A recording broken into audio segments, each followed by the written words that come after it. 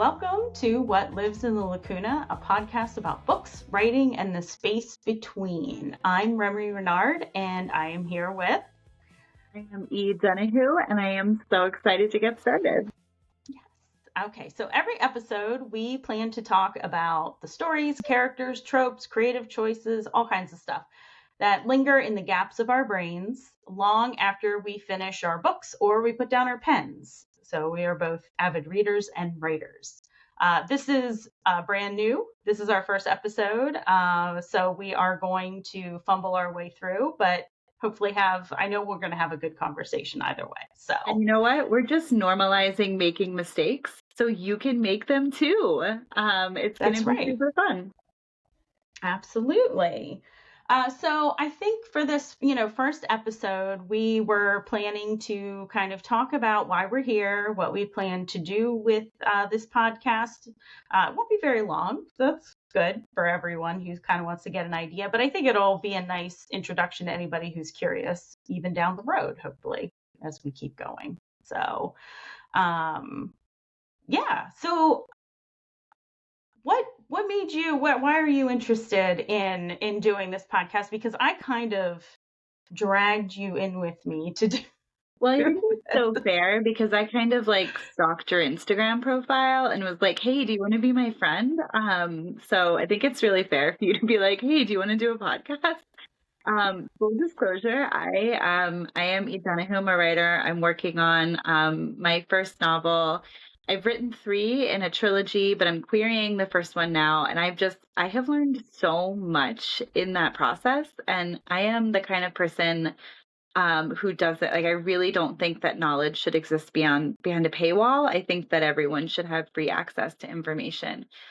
So part of my author journey, I guess, is to try and demystify the publishing process a little bit as I learn it. I'm one of those people who if I can teach it, I know it well enough to understand it myself. That's just the way my brain works. So I really love this as an opportunity to talk about all the things that are really wonderful about writing, but also share the things that we've learned along the way. Because I think a lot of people are kind of in the same boat that we are, where we're all sort of figuring out this creative journey. And it's nice to have friends along the way to do it with. Absolutely. And so I came at this in almost a different way in some ways.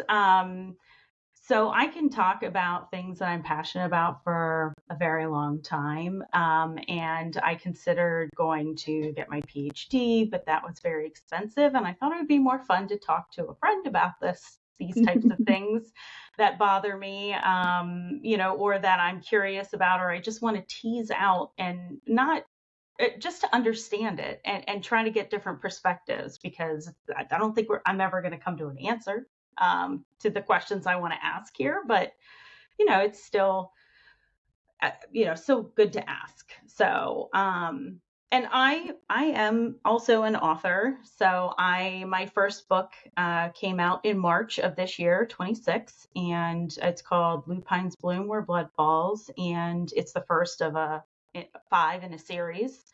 The first one I did hybrid. I learned a lot from that, but now I'm going fully indie. So I've been talking to content editors, proofreaders, all kinds of people to kind of start gathering a team to kind of work around my book, because I want it to be as good as the first one turned out, basically. So that's perfect too, because between the 3 of us, I've taken a really obsessive deep dive on the trad publishing process, and you've done you actually went through the process of doing hybrid publishing, and now you're on this deep dive into indie. So kind of between the 2 of us, we have all 3.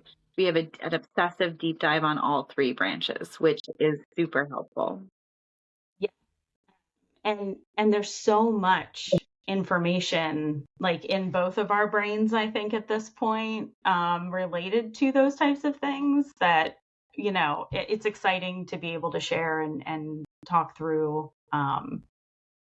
So this is all kinds of topics. Just buckle up. It's just a fire hose of everything we've learned over the past couple of years, and that's going to be super fun for everyone, right? You're all on board. everyone's on board. Everyone's on board. So, I mean, I think too, I mean, we were just talking before we started recording that we wanted to have, there's not two different paths, because I think a lot of the things that we want to talk about as it relates to stories and tropes and characters and mythologies and folklore, things like that, fall within the lacuna, the space between, right? Mhm. But also, a lot of people who are trying to publish are in a weird space in between as well. So I think that's why we're kind of coming at it in two ways. I think we want to talk about, the book things and the ideas around that, but also kind of go through what we've been through, but also maybe pull on expertise of other people, which would be Yeah, really nice. absolutely. I think there's a lot of people out there that are really, really knowledgeable about this, and we would love to have them on and really make this like a true free resource share, which is something I get really excited about. And I love like the mythology element of it too, because both of our books deal really heavily with mythology, but from two completely different directions, which I'm like a little bit obsessed with because it shows how endlessly versatile mythology and folklore is.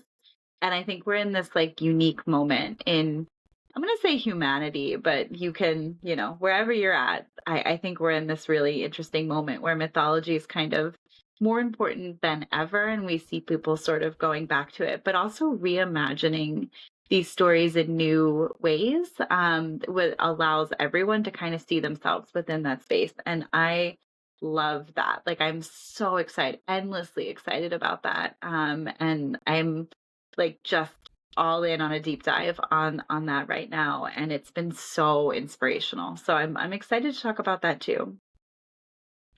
Yeah, it's definitely, I think about my own writing and how I started from a place of folklore and mythology, and then kind of created my own within my world. So it has a Yeah, and you basis did in this some so well. reality.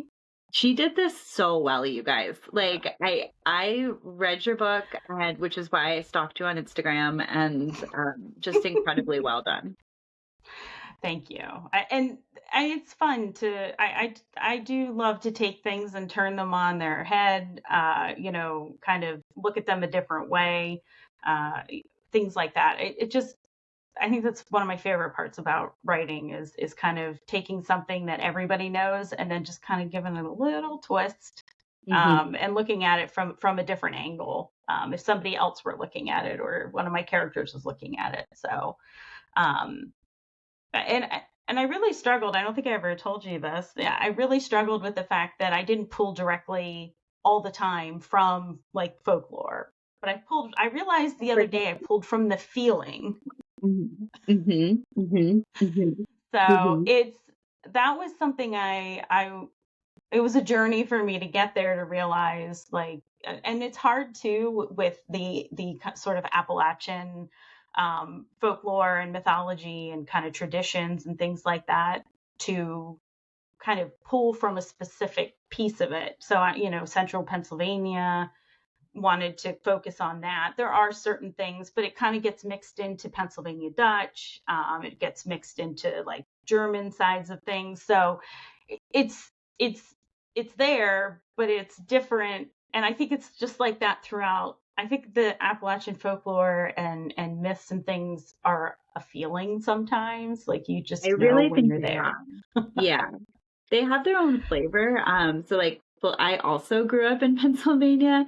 Um, and I spent a fair amount of time in Appalachia, and it really does. It has its own like cadence and rhythm and flavor. And I think you could be telling someone a folktale from Appalachia without ever having said it, and they would kind of know where they are if they know the fabric of those stories. And I think it's because those stories themselves pull from so many different cultural traditions, that they are kind of like they don't exist as anything else, you know?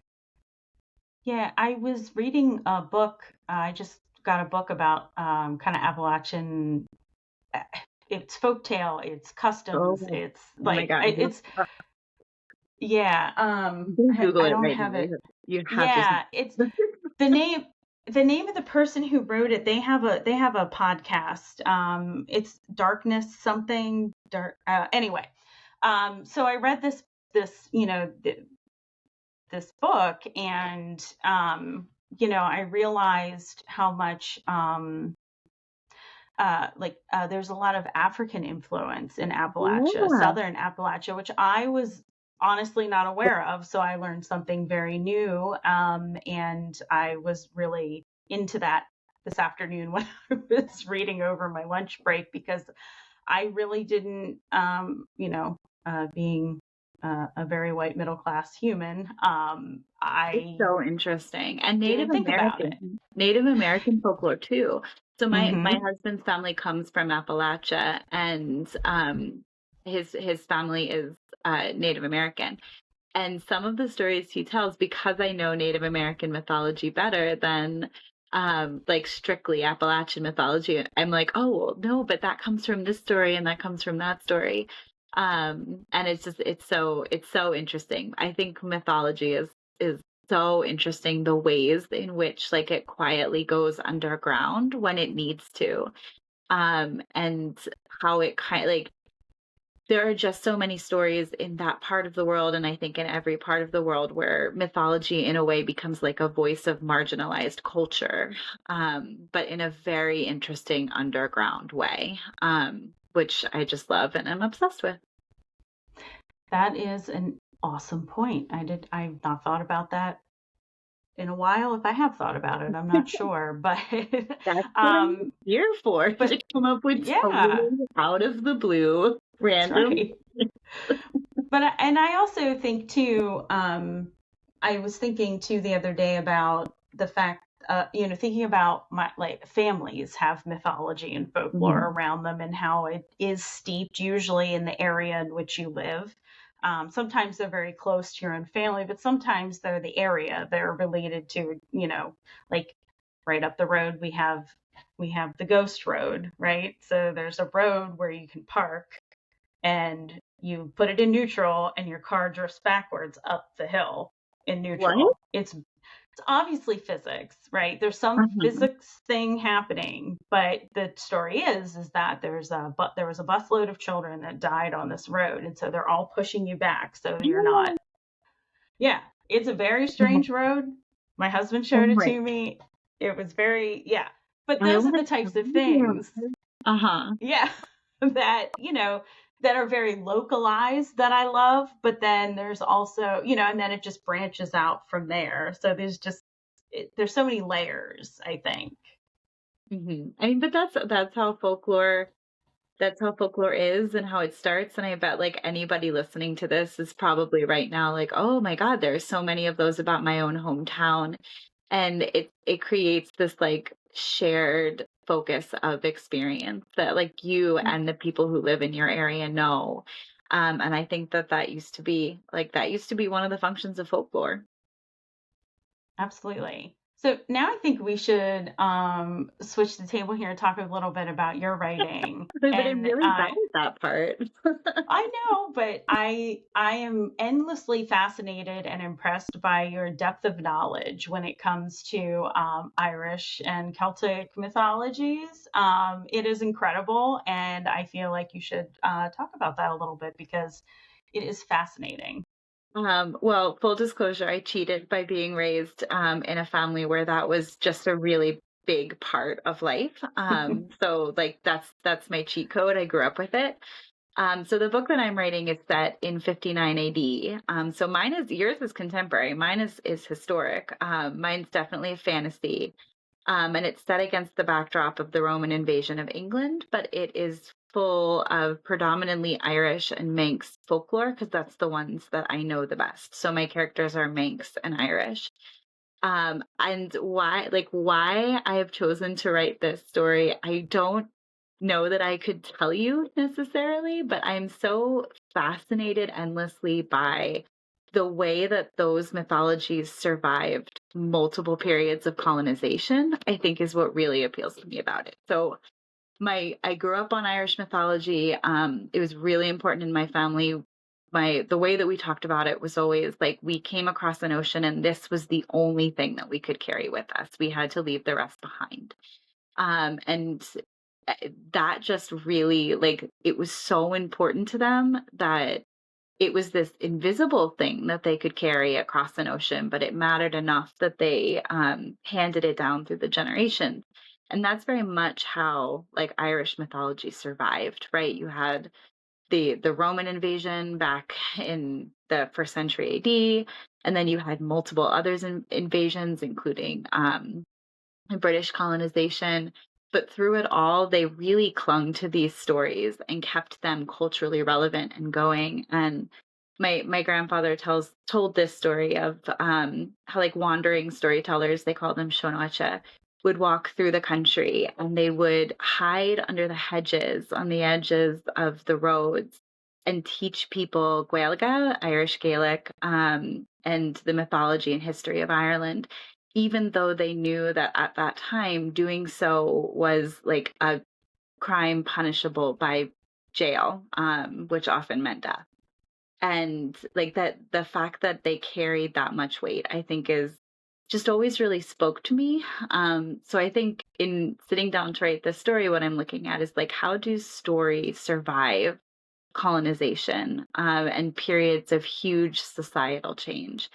And what do those stories tell us about who we are and what we're choosing to carry with us? And at the same time, of course, there's action and adventure and romance and magic and all of the things that make a great story a story. But I think that's the question that I'm like really trying to answer. And also I'm hoping that by writing all these stories down, they were such an important part of my life when I was growing up. I want this to be like my way to bring them into the future and give them to the next generation. Amazing. And honestly, listening to you talk about it against like my shadow tentacles is slightly Oh, not embarrassing, but not at it's all. definitely a different flavor. You know what I mean? I mean, we are definitely different writers. I think slightly different readers. I feel like we do have some overlap there, but But I think that's yeah. what makes it work.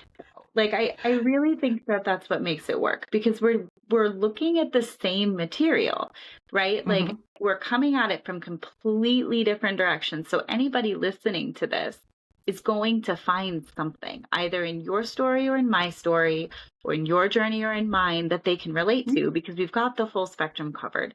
But isn't it amazing that we managed to take essentially the same source material and create these two completely different things? And I think that's why mythology matters. Like that's why it's so easy for it to be adapted and for people to see themselves in it, no matter where they're coming at it from. I think that's why it was created to be adaptable in this way. And that's what makes stories survive thousands of years and multiple waves of colonization and oppression. That's why they persist, is that enough people see themselves in the story that they want to carry it forward. So, like, I don't know, I think that's why the Lacuna works because it's so many different directions at the same time. And I think that's really interesting. It made me think about how you had mentioned you had posted a couple of things on social media, and they were things that you found just interesting, but they got huge hits because people Mhm. were really interested. They were coming to you, asking you questions, and it made me think about how we're we're at a time where it feels like we're all looking for connection, and I Yeah. think mythology and stories are one of the best ways to connect with each other. Mhm. And because, like you said, the mythologies and folklore and things are they're like collective unconscious. I studied a lot of young when I was in No, so but I but think you're right. And archetypes and can I tell you, like, just a really weird, crazy scientific fact? This is the other thing that I bring to this is random, weird scientific facts. So I listened to this other podcast that's amazing called This Podcast Will Kill You. It's so good. It's like about disease and epidemiology, because I just love science.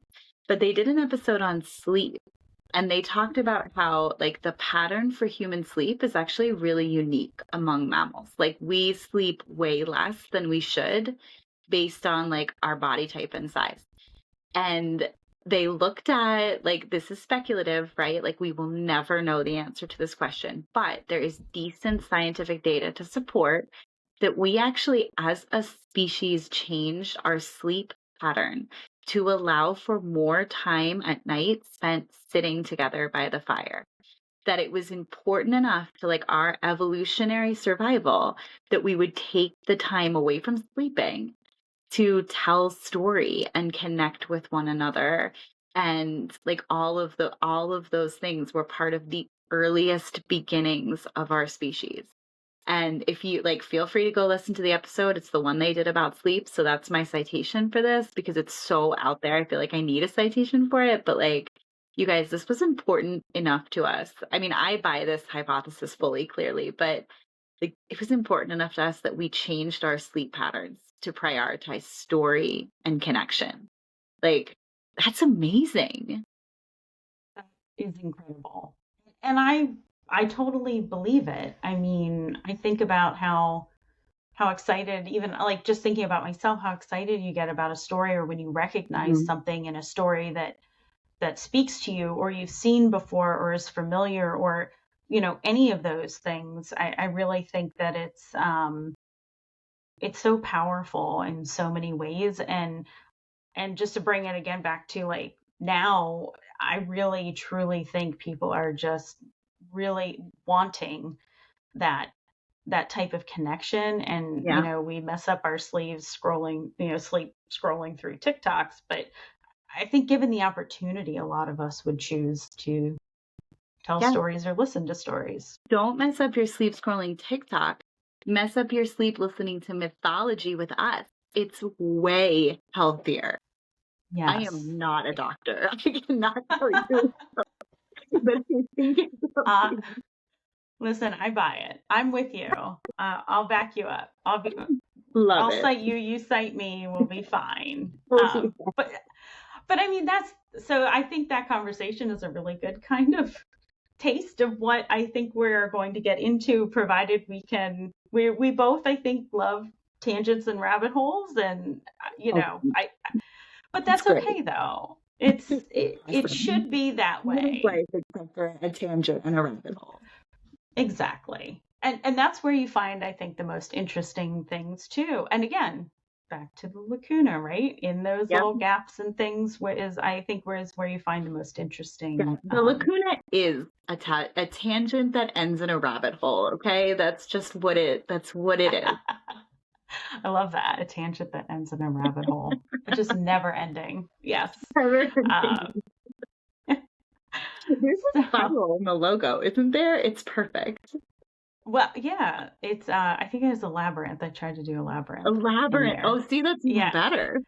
yeah. I was trying to do a labyrinth, but that's as far Love as I got.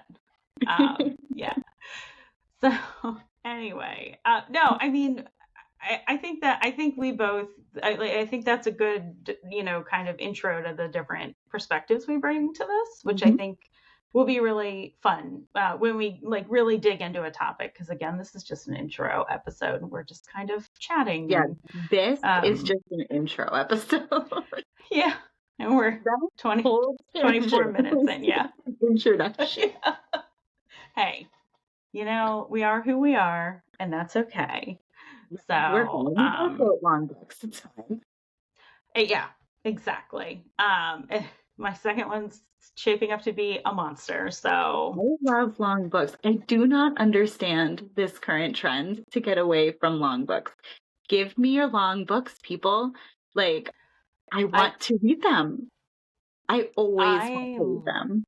yes, I want thick books, like Yeah. so Like, thick that I could hurt people, like if I threw them at yeah, them, a book where I'm like genuinely worried that if I fall asleep with it on me, it might crush me to death. I get so excited though when I order a book and I don't really like, it's just maybe an author I really like, or maybe a friend or something, and then the book comes and I haven't really looked at it because I just know I want it, and then it comes and it's this big beautiful thick book, and Oh I'm yeah, like, 100%. hooray. That means True. I'd get like a whole week of reading instead of a couple Yeah, of days. totally agree. True story. I had never thought about it this way, but one time my husband and I were driving cross country and we didn't have any radio. And he was like, I'm so bored. Can you just like tell me stories? Just start at the beginning. Start at the beginning of Irish mythology and tell me stories. And I was like, okay, yeah, no, I can do that. And I like talked him through all of the stories that come before the Irish even arrive in Ireland. And it's like many stories, you guys. It's like 2 hours worth of talking. And then I was like, okay, and then the Irish get here. And he was like, what? This hasn't even, what are you talking about? And I was like, oh yeah, honey, just think of that as like the prologue. And he was like, this is why you are the way that you are. That was a multi-book prologue. Yeah. So it's That is genetic. It's not my amazing though. fault.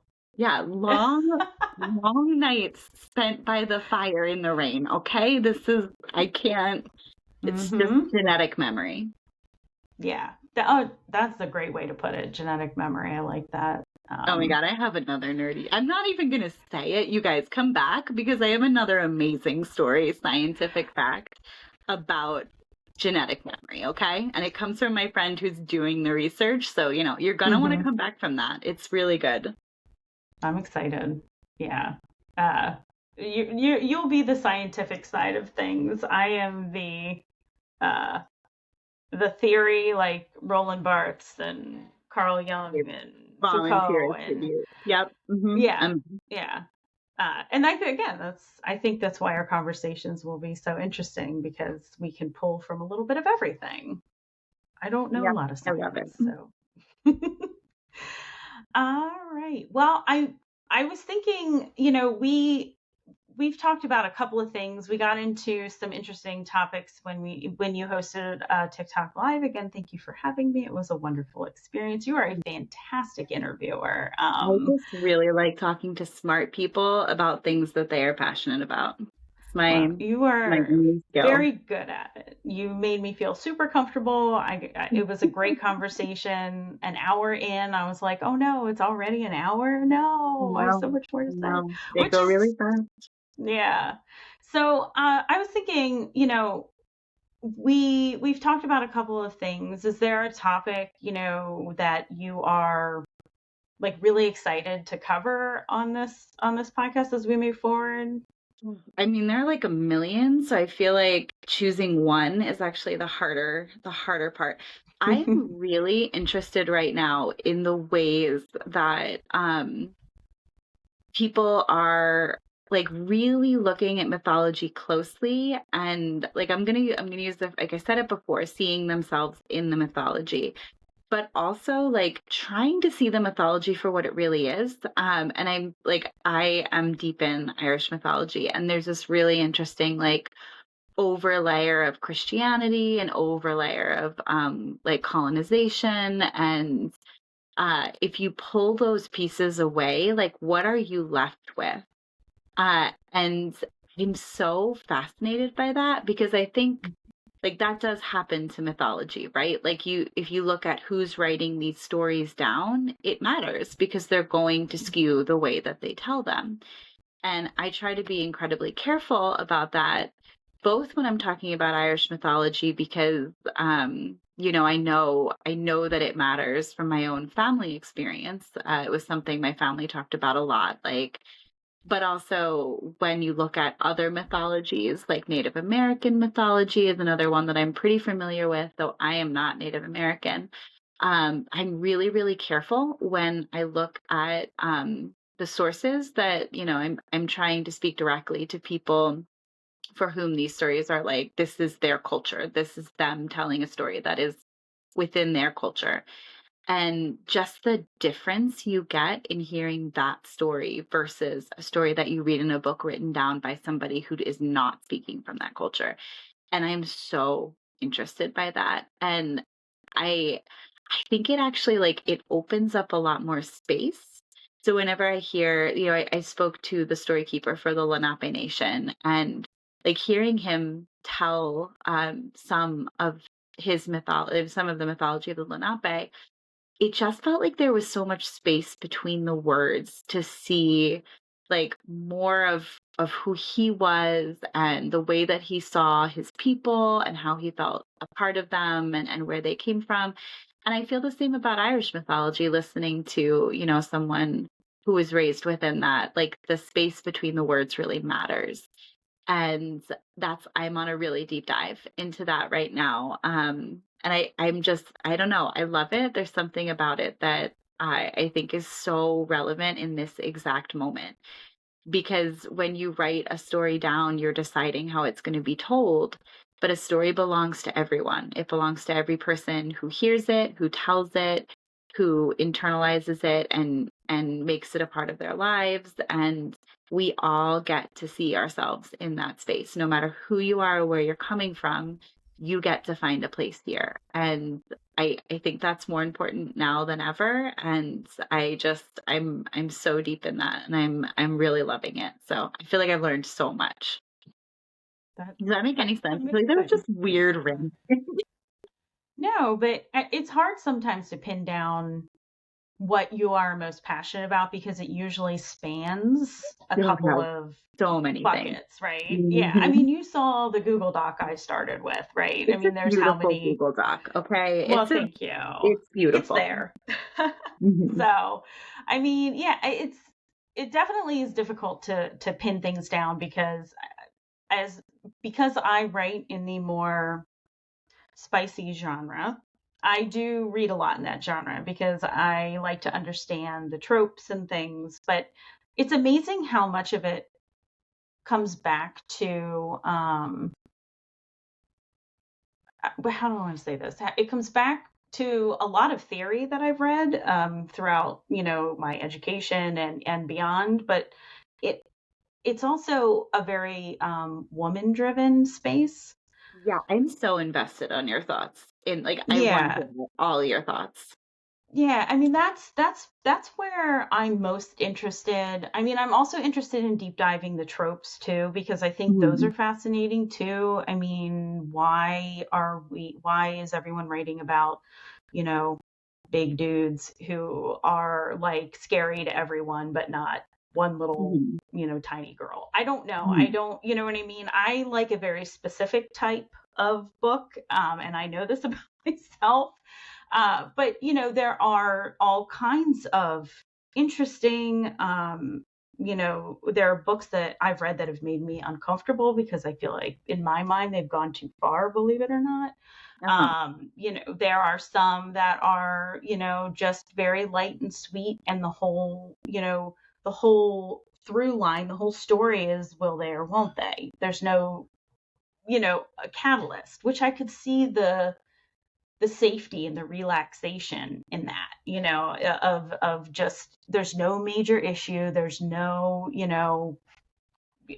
someone trying to murder you, there's no mob bosses, there's no werewolves, there's no shadow monsters, there's just, I like him, he likes me, but he doesn't think he deserves. Anyway, I, I love the tropes and I love playing with them in my own writing, but I'm also very interested in understanding them. And again, I will never, it's not an answerable question, but I do think teasing them out is a lot of fun. But I think the female space here is fascinating. And I don't judge me because I don't think I've ever told you this. I have a Oh my God. theory, I'm so excited. a through line of Twilight, 50 Shades to where we are now. I don't think Okay. I don't think I could write what I write if Twilight and 50 Shades of Grey did not do as well as they did. Okay. Yeah, I Because can see that argument. right, I mean, I have more, but I don't want to go too much into it because it could be a whole show we could talk I about this. But want that to be a whole show. Yeah. right, but it's very interesting in that it shifted, it put women in the spotlight as readers, and women driving the market, women driving what they want. And then COVID Mhm. hit and Kindle Unlimited exploded. Yep. And, people were writing stories and just throwing them up there, and they're darn good stories. Like, I've read a Yeah. couple that, somebody just wrote and put up there, and they're very good. And I like the messy. I don't like overly polished. I think that, if the story's there, it's there. And but I'm very interested in the female space of this, but also, I also struggle, and maybe it's a bias on my part, men writing in this space too. Mm-hmm. Um, and I would like to learn more about it, and talk to male authors who do write in this genre, and see, talk to them about how they go about writing. Do they use sensitivity readers? Do they, you know, Yeah. are there beta readers women that they get feedback from? If the one, if women are their main characters or one of them. Um, so I mean, yeah, I think there's a lot of places to go and a lot of things to talk about. I think Oh my we're God, kind my of brain really. is spinning in like a million directions. This is always what happens when we talk. But I do, like, Yes. I think it's about permission. Like, I think it's about like Yep. women being given permission to say, like, this is what I want, this is not what I want.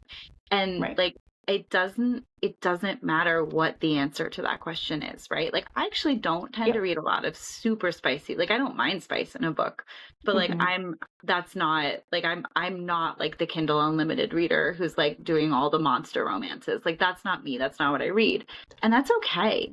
Like, it's okay for all of us to choose what we read. We don't have to ask permission. And I think we see, like, in the way we infantilize like the romance genre and the way we dismiss, like, oh, that's just another, like, somebody literally asked me once, like, about my book, is it another one of those like smutty romance books? And I was like, screw you. Like, you do not get to diminish anyone's work or anyone's enjoyment of that work. Like, step off, sir. Like, you do not get to decide what is good and what is not. And Hmm. I love that women are stepping up and saying, no, I'm allowed to read what I want to read. This is my choice.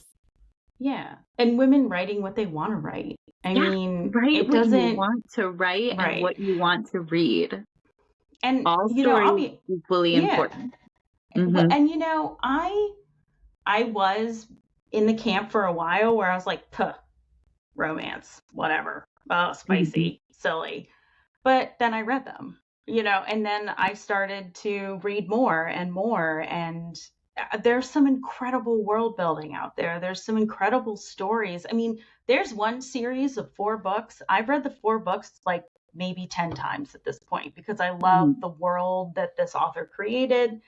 It's not a, terribly complex story. There's no monsters, believe it or not. It's just, Mm-hmm. normal humans. But I love the story, and I love the characters so much that I just want to keep visiting them because it's comfortable. Yeah. Um, and I think there's part of that too where there's an exploration as well. So there's a safety in accessing some of these like more, these different tastes through a story, because I don't think I'd want to hang out with most of my male characters, honestly. They'd be a little overbearing. Oh, I mean, they live in my mind, so I mean, they're always there. But it's interesting where, like, in a book, it's like, oh, that's really hot. Like, I love that. But like in real life, if my husband pulled that, I'd be like, no, no, thank you, no, sir. all of my I'm male okay. characters, like, good, like, they're all total green flags. Like, the kind of guy where it's like it's 3 a.m. and you run into them on the train and you're like, oh, thank God, no one's gonna die tonight. Like, that is like Yeah. 100%. Mine are tough. I To love that extreme. though. I love that though, You're because like, mine are a oh toss up. no, what insane thing is about to happen now? My I characters are the ones like, I let's make sure everybody gets home alive. Right. I mean, in the end, my male characters do, but you're not They have sure when a you first wild meet a trip lot of along the them. way. Yes, that's part of the fun, right? I mean, it's it's so fun and it's fun to talk about these differences too, because I think we come at it in different ways as well. Like I think, I mean, you correct me if I'm wrong, but your focus is very much on, the folklore and bringing that to life. I think Mhm. in a wonderful way. Whereas for me, the a big part of my story is trauma and surviving trauma. Yeah. And that was really important for me to address. And we can talk about that in a different episode. But, I did a lot of research. And as like, it's no secret, a survivor myself, it was very important for me to, reflect it in a way that made me comfortable, not necessarily everybody else. So it was a really interesting journey, Mhm. because it has the folkloric pieces, but there's also, I do like to address some of the social pieces too. I'm not saying you don't, because No. I fully believe you do. And I think it's not the job, like writing should not, or reading should not necessarily make you comfortable. It should put you in a space where like you think about the thing that is uncomfortable. And which is not to say that there aren't books out there that are just comfort reads. There are, and there should be. But like that's what art does, right? Like I was raised by a professional artist. That's what my mom did her whole life. And what she always told me was like art is about really understanding the rules so you can break them well in a way that makes people think. And I think she's exactly right. And I kind of think that that's what like this explosion of like women-centered writing is doing. Like I think it's breaking Mhm. an unspoken rule that we're not allowed to talk about these things, and it's breaking it well, and I'm so here for it. I love it. Yeah, it's really exciting, and like I said, I mean, a lot of the books I read lately, because like I said, I'm just looking for really easy things while I write. I'm not Mhm. not in for challenging, picking Oh up my god. any, I like, I just read love. Bluefoot, so I need to like go. I read Wolfworm by T. Kingfisher, followed by Slewfoot. Oh So I just wow, need to go like lay down. I don't even yes, that. know the challenge. Well, I mean, I have I forget what the name of the trilogy is, but Stephen Graham Jones. I have all of them sitting here, and I love him. And one of my favorite books ever is The Only Good Indians. Mhm. It's a master class in horror. Yeah. It's Oh my so god, that is unsettling and wonderful. so true. Hmm. Um, but like I can't right now with writing, I cannot deal with that. So I have been just pulling these books out of the ether in Kindle Unlimited, and they have been wonderful, like delightful. Just weird stuff that I don't know that I want to get into on a public podcast, but you know, um, just very interesting. Author characters. One of us like there's something about a post-apocalyptic world. It's just fascinating. There's a whole government, whole new countries created in this book. So, and again, a woman writer, and that's kind of what I've been reading a lot of lately. Um, but yeah, it's definitely we have a lot to talk about. Let's just we can leave it at that. Anybody hears So, any crazy noises or meowing, it's my cat. He is he's a crazy cat. He's just so sweet, so loving, really. He's very supportive of the writing space and the author community, and he just really wants to make sure his voice is heard, you know? he should have his Um, voice heard. He's very yeah, cute. he's so cute. You can't see him, but he's very cute. I think So I saw him clearly, last time we chatted. yeah, you probably did. He's always here. He comes out to let me know when Aw. the kiddos are asleep for the night. So this probably means they are asleep for the night. So Aw. clearly we have 1 million things to talk about, plus Yes. all of the like indie publishing transparency pieces of it. So Hmm. we will never run out of things to talk about. No, we will not, which is good. So I hope, everybody, I mean, this was kind of a whirlwind because we get into it and, it's fun. I think it's a good example of how we kind of work together and talk together, but um, I'm really looking forward to seeing what we come up with. Did we decide on our first full episode? Oh my God, I don't think we did. Okay. I know we Or were did playing we? around with No, the wait. idea. Did we? I Did we? Okay, think I'm gonna let you take this one because clearly you have a better memory than I. well, and we don't have to, but I think we had talked about discussing the idea of the monstrous. Like, so Oh what my God, makes you did. something monstrous? Oh, and I'm so Yeah. excited about this. I'm so glad you remember. I read a whole Yes. article for this, you guys, and I still did not remember. That's what we decided we were going That's to talk about. That's okay. Yeah, no, I mean, I think that that's a really good jumping off point Oh, for I think both of it's us such a good jump because point. it Mhm. hits your mythology and folklore and things like that. And I'm I ready. mean, I have I articles. there you go.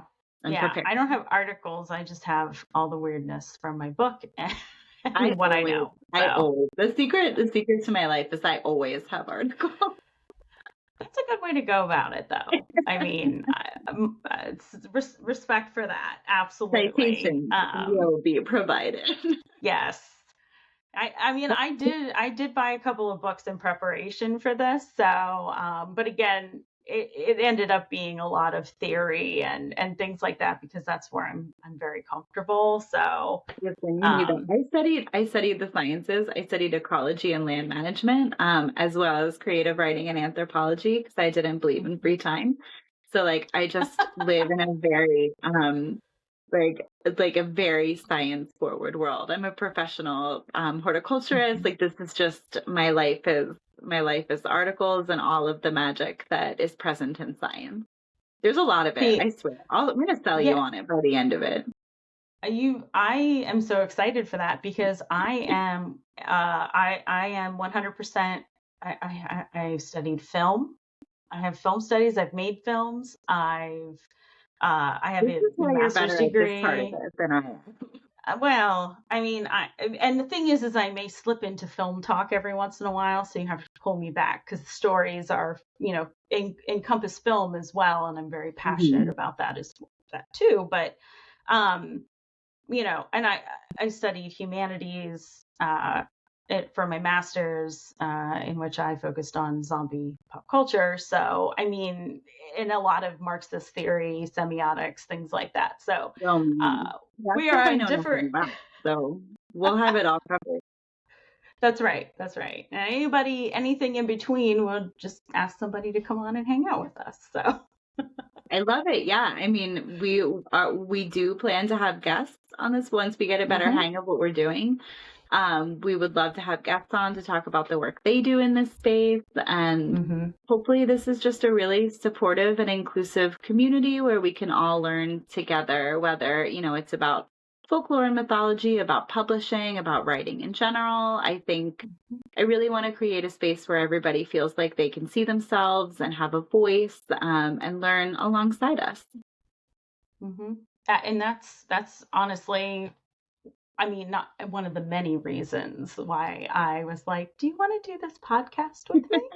Right? Because you are such a champion of of authors and indie publishing spaces that it's amazing. And you do the TikTok live once a month, right, with Mhm. authors, and it's amazing. Like you said, being on one side of it, and I can't wait for the next one. And hopefully we can like sneak some of the authors on here too that you worked I with, so have we one can. in mind, actually, that Yeah, I'm gonna see if she wants to do it because I think she'd be perfect. But fantastic. my I'm secretly trying to start a creative revolution where, I guess it's not a secret anymore since I'm telling everyone, but I really want us to all support one another, and I think the world is a better place if everybody feels like they have the time and space and support to be creative. So that is my goal. Where the Yeah. world is better if we have more writers, artists, and Mhm. musicians. Absolutely. I think that this is a space where we really do need to support each other because I think the publishing industry is so hard, whether you're doing traditional, Yep. um, hybrid, indie, anything in between. It's really it feels very lonely a lot of the times. I know when I was writing and working on it up until I met some fantastic people like here.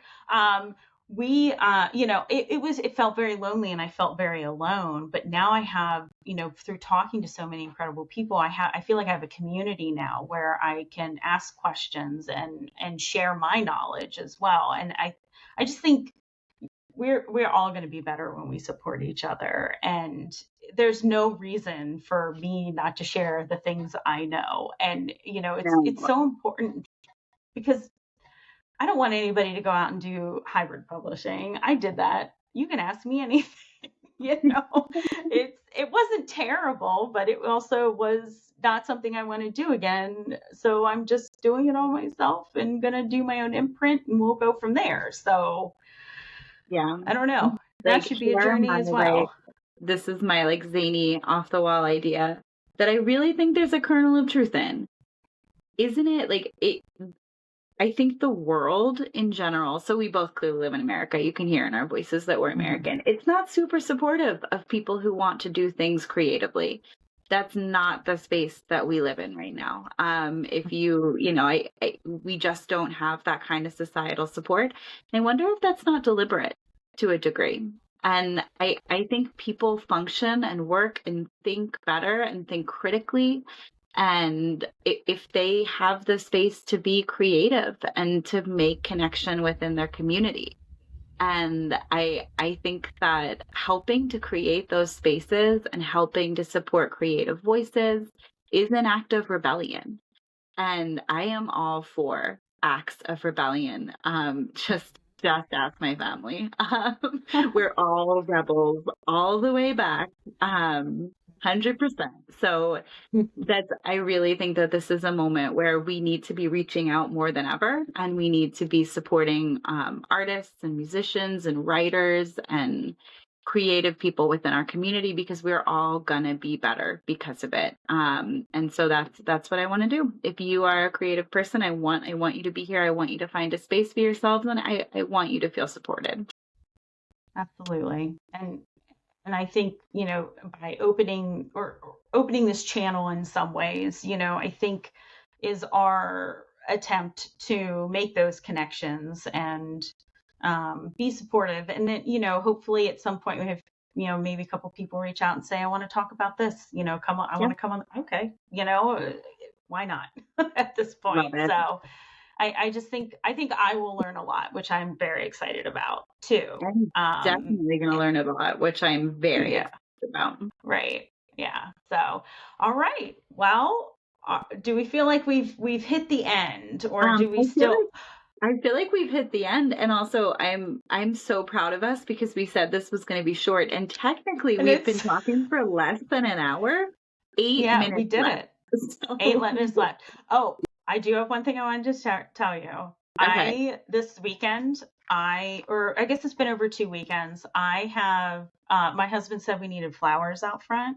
So I went Um, out and bought all the flowers from my book titles and in my books. And so now I have so my much. book garden. And I thought you might be very Oh happy my about god, that. that's the best thing I've ever Yeah. heard. I love I mean, that. they're just little babies right now, but Oh, someday they're they're going to gonna be big. grow. I So, love that yeah. so And much. And you inspired me to get a pawpaw tree because I was darn determined. And so now I have one I can kill again for like my Oh, third one. But I've been watching it like every day. I'm like, it's okay. You can do it. Grow, it's grow, doing grow. great. It's gonna do so great. I actually, I spent last Friday, I planted a food forest this year. You should Google what a food forest is. It's amazing. And last Friday, I spent the entire day turning it into a food and fairy forest. So it's like it So has a whole cool. little gnome village now, and like a little enchanted like walkway. So like that's it, you know, get out, let's create some whimsy. However you want to create whimsy. Awesome. Wow. End of our intro podcast. Still 6 minutes under an hour. So See, we're doing great. We're fine. We're yep, doing we're great, you great. We're guys. good. Yes. Be proud of us. Yes. I'm proud of us. Yes. I'm proud of us. And I'm proud of everyone here too. Yes, yes. But thank you for listening to us kind of get through this first episode. I think, you know, we'll keep learning and kind of figuring this out as we go along. And hopefully I'll stop stuttering at some point, but I doubt it. My brain No, works you're faster doing than my great. mouth most days. So and I'm gonna say you know, thanks for joining us, anybody that does, and have a great month, because I think we're going to do this monthly. Try to do it Yeah. monthly. Yeah. Yeah. Sounds good. So, Thanks, all guys. right. Thank you. I'm going to play our little music out and then I'll stop. I'm just letting you know that because I'm so I'm being impressed that you have transparent music. now. I was going to sing a song. I You love can it. Oh sing. my You want God. to sing instead? Okay. No. All right.